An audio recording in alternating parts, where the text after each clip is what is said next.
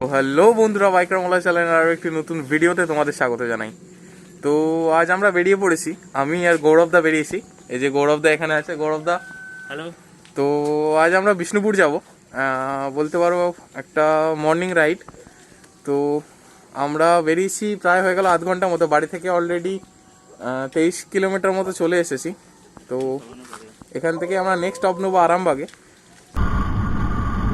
তো এই চাঁপাডাঙ্গায় উঠছি। আরামবাগ এখান থেকে 22 কিলোমিটার, সিঙ্গুর NH টু ডান দিকে 31 কিলোমিটার, বাঁকুড়া এখান থেকে 113 কিলোমিটার।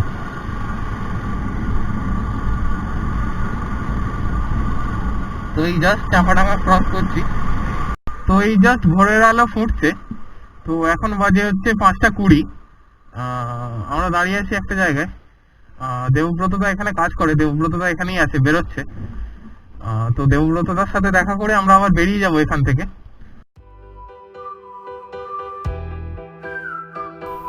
তো ওখানে দাঁড়ানোর পর থেকে আমার অ্যাকশন ক্যামেরায় কিছু টেকনিক্যাল কারণের জন্য ভয়েস রেকর্ডিং অফ হয়ে যায়। তো সেই কারণে এই পুরো ভিডিওটা আমাকে ভয়েস ওভারে রেকর্ড করতে হচ্ছে।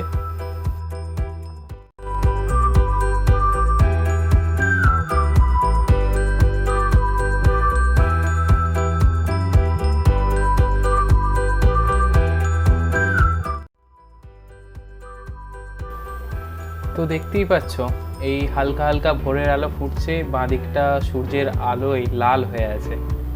তো সত্যি এই সিনারিটা দারুণ লাগছে। তো ভোরবেলা রাইডে বেরোলে শীতকালে এই সিনারিগুলো খুব বেশিভাবে দেখতে পাওয়া যায়।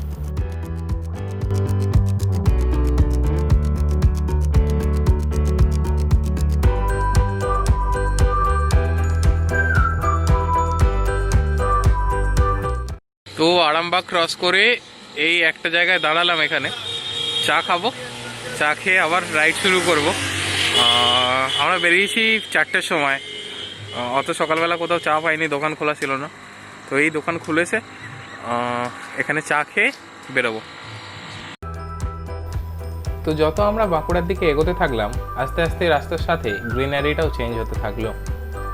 দুপাশেরই মাঠ, দুদিকে গাছ, তার মাঝখান দিয়ে একটা রাস্তা চলে গেছে। তো আমরা যেহেতু ভোরবেলায় বেরিয়েছিলাম, রাস্তা সেভাবে কোনো জ্যাম বা ট্রাফিক পাইনি। তো রাস্তা ফাঁকাই পেয়েছিলাম, কারণ ভোরের দিকে এই রাস্তায় লরির চাপ থাকে না। যত বেলা বাড়ে তত এই রাস্তায় লরির চাপ বাড়ে। তো এই গ্রামের মধ্যে দিয়ে যেতে যেতে আমাদের মনের মধ্যে একটা গানই বেজে উঠছে, লাল পাহাড়ির দেশে যা, রাঙামাটির দেশে যা। তো সেই রাঙামাটির দেশেই আজ আমরা দুজন বেরিয়ে পড়েছি একটি অজানা ইতিহাসকে খুঁজে বার করার জন্য।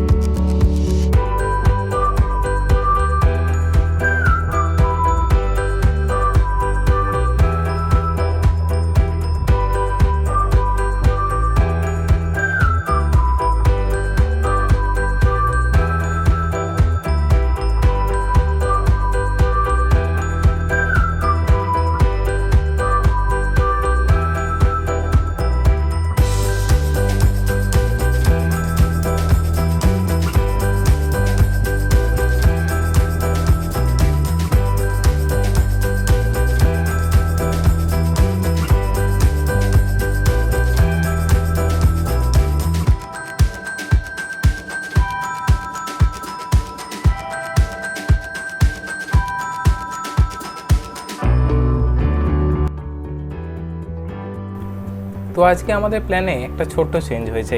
কিছু পার্সোনাল কারণের জন্য আজ আমরা বিষ্ণুপুর যেতে পারবো না। তো আজ আমরা একটা আননোন জায়গাকে এক্সপ্লোর করব, জয়পুর ফরেস্টের মাঝখানে লুকিয়ে থাকা অজানা ইতিহাসকে। তো সেই ইতিহাসটা কি, তার জন্য দেখতে থাকুন ভিডিওটা।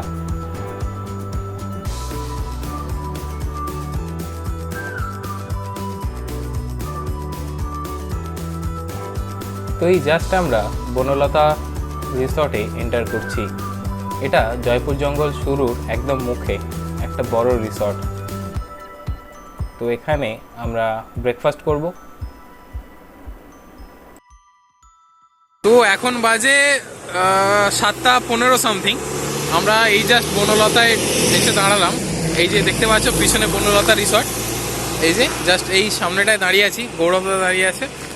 তো এখানে টিফিন করে এবার এখান থেকে একটা জায়গায় যাব। এখান থেকে ওই সামথিং 10 কিলোমিটার মতো জঙ্গলের মাঝখান দিয়ে একটা রাস্তা আছে, সেই রাস্তা দিয়ে যেতে হয়। তো এই হচ্ছে আমাদের আজকে সকালের ব্রেকফাস্ট।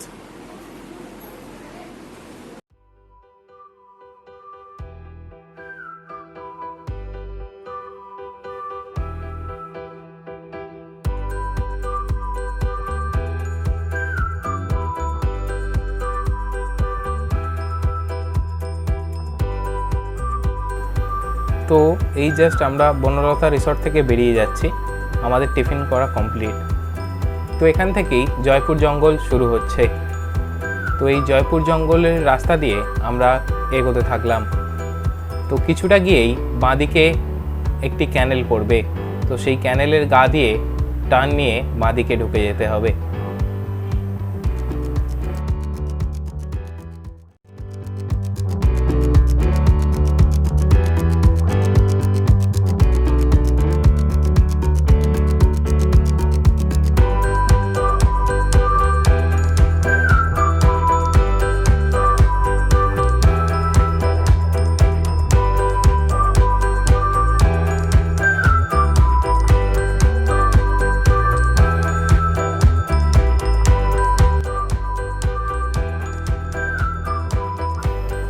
তো আমরা ক্যানেলের কাছে এসে গেছি, এই যে এটাই সেই ক্যানেল।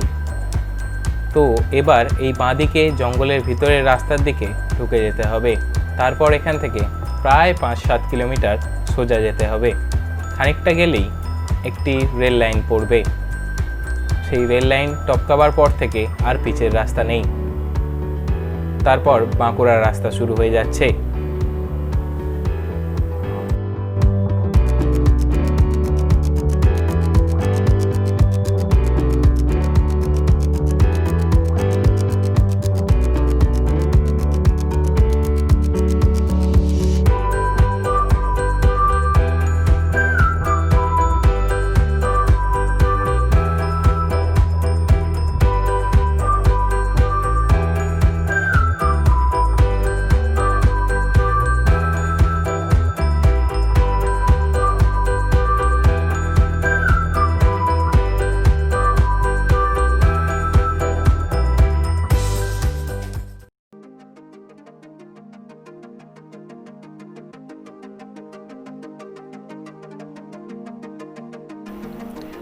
তো আমরা জঙ্গলের মধ্যে দিয়ে লাল মাটির রাস্তা ধরে এগোতে থাকলাম জঙ্গলের আরও ভিতরে, সেই লুকিয়ে থাকা ইতিহাসকে তোমাদের সামনে তুলে ধরার জন্য।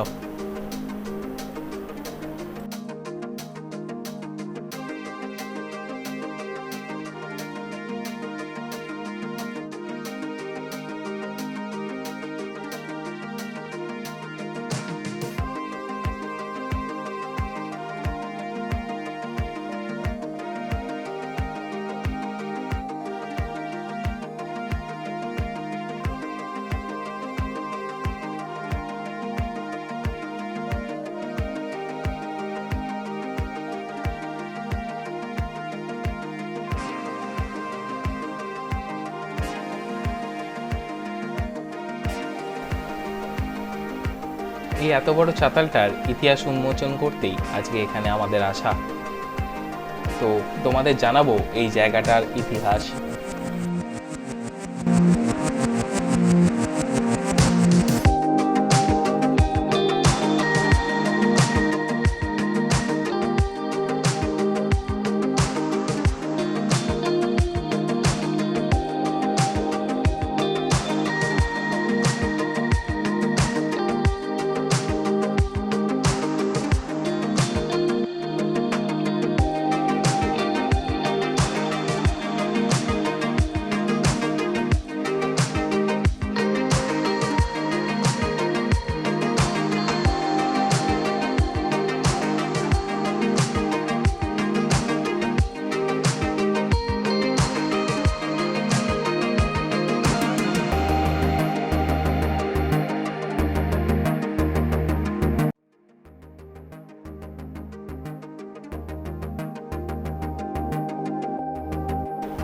তো বন্ধুরা, দেখে কি মনে হচ্ছে এই সুবিশাল জায়গাটি কি হতে পারে?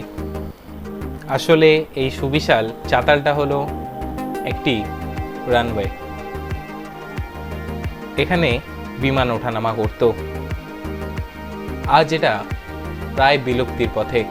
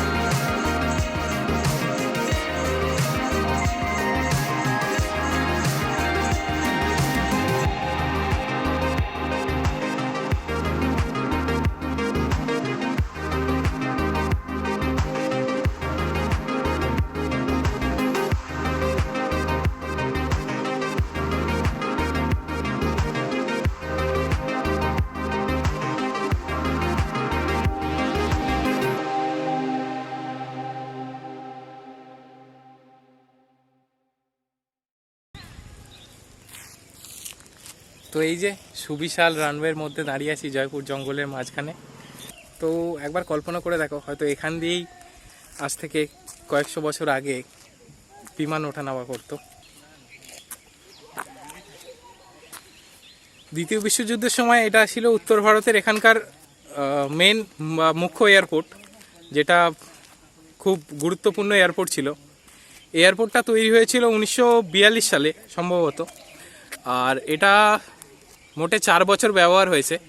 1946 সালে এটা বন্ধ হয়ে যায়। উইকিপিডিয়া খুঁজলে এই কটা তথ্যই পাওয়া যায় এখানে। এই জায়গাটা সম্পর্কে বিশেষ কিছু বলার নেই, এই প্রকৃতি এখানকার কথা বলে দেবে। তো এই জায়গাটা সত্যি অপূর্ব লাগছে। তো আমার বাড়ি থেকে এখানকার ডিস্টেন্স প্রায় 120 কিলোমিটার সামথিং। তো 120 কিলোমিটার বাইক চালিয়ে আমরা এসেছি। আবার এখান থেকে বেরিয়ে যাব কিছুক্ষণের মধ্যে। দুপুরের মধ্যে বা বিকালের মধ্যে বাড়ি চলে যাব। যদি ইচ্ছা হয় দুপুরে এখানে লাঞ্চ করব, যদি না ইচ্ছা হয় তাহলে বাড়ি গিয়ে লাঞ্চ করব, এরকম একটা প্ল্যান আছে। দেখা যাক কি হয়।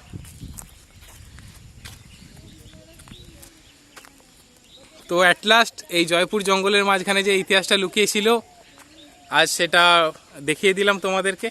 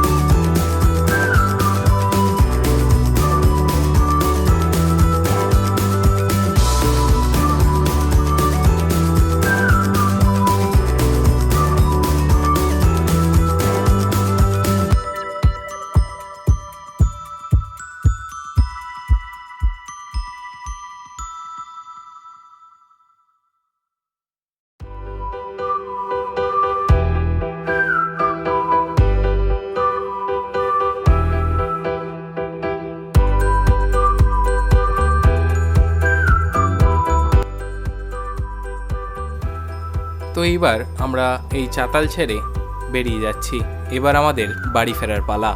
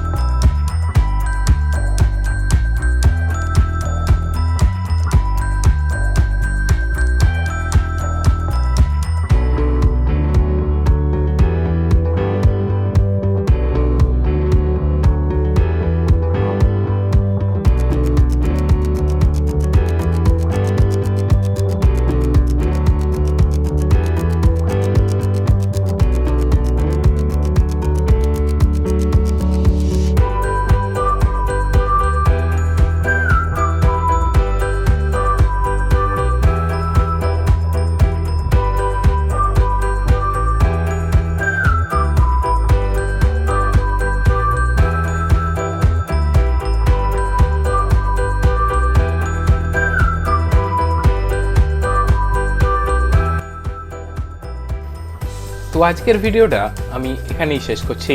দেখা হবে আবার পরের কোনো ভিডিওতে। তো ভিডিওটা কেমন লাগলো নিচে কমেন্ট বক্সে অবশ্যই জানাবেন। ভালো লাগলে ভিডিওটা লাইক করবেন এবং সবার মধ্যে শেয়ার করবেন।